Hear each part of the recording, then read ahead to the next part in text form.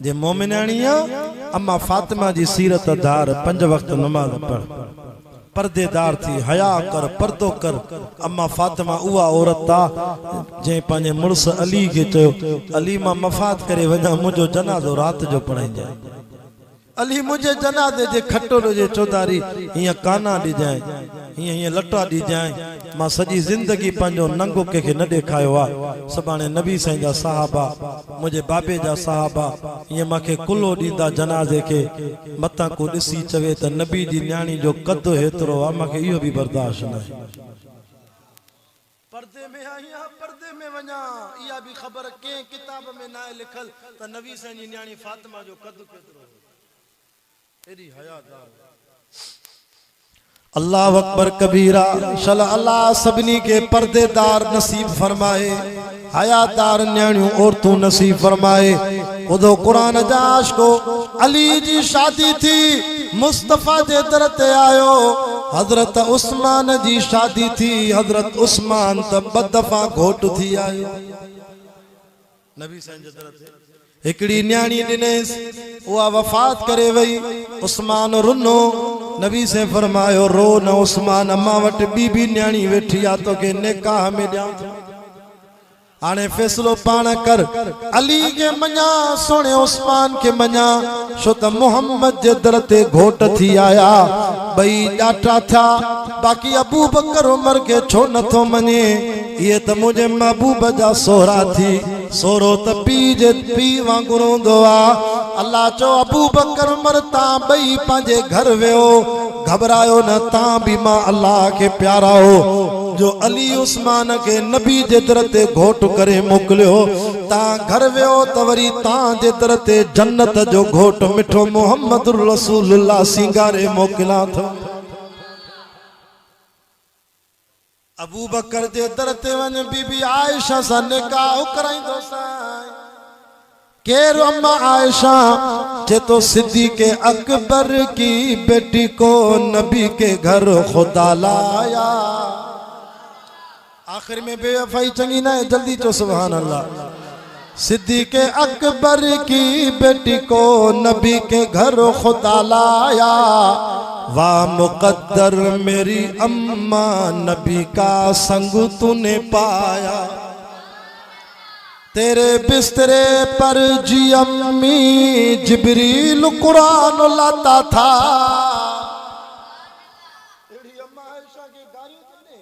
जिनके घर में अल्लाह कुरान मोकलींदो न गलाई जे अम्मा आयशा के मता खुदा कब्र में शिकिल न फिराए छड़े। असां जे इलाके में दोस्तों असां जे इलाके में एकड़ी कब्र लुडे पई ये कुरान मुझे हथ में कब्र लुडे पई हमरा जो त पोतल असां जो तड़ी तो लुडे वेजो आया कब्र जो खोलियो जे कब्र खोली वो अस्पताल में दाखिल था एडी धक बदबू मां शायद आए न गाल खबर पे त केंजी कब्र आ ते उन जी कब्र आ जेको अबू बकर उमर के गाड़ी में हो ए ता जो दारावान तालको रोड़ी गाडो है ना तो कंदरा जो इलाको ए दारावान जे बरसा ठट जो इलाको आ सैयदो हजरत उस्मान के गाड़ी में हो उन दी ते भी गाड़ी ने हजरत उस्मान के 18 जुलाई जिते वाइज में तकीर में एड़ो मौत थीस 7 ॾींहनि खां पोइ मालकन के खबर पई त मरी वियो आहे। जॾहिं लाश खयूं त लाश में जीत पयास हफ़्तो पियो माइटनि खे ख़बर न त हमरा मरी वियो आहे।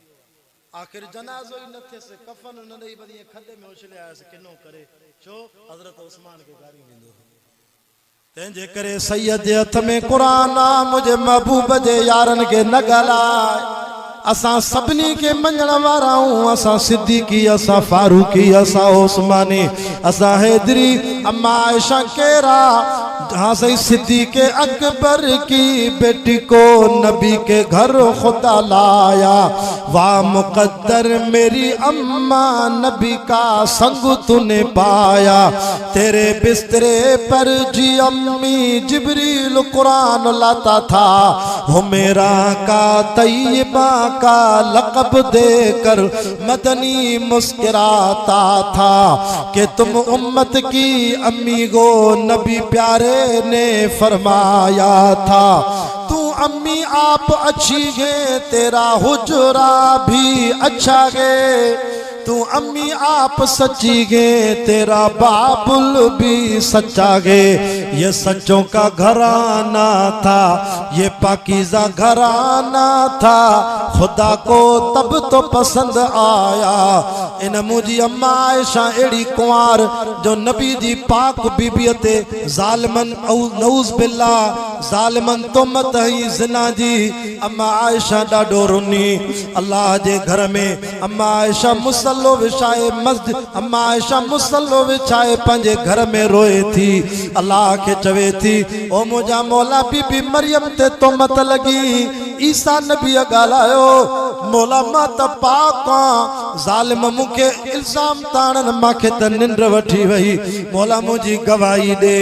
लगी मरियम पे जब तोहमत कम सन ने गवाही दी, मेरी बारी पे क्यों मौला चुप तेरी खुदाई है। हरम मेरा वीरान हुआ या रब्बा तुझे क्यों न रहम आया। नबी से इजलास को ठायो, तवज्जो कर आखिरी गालियों पूरी कंदो वञा। नबी से फरमायो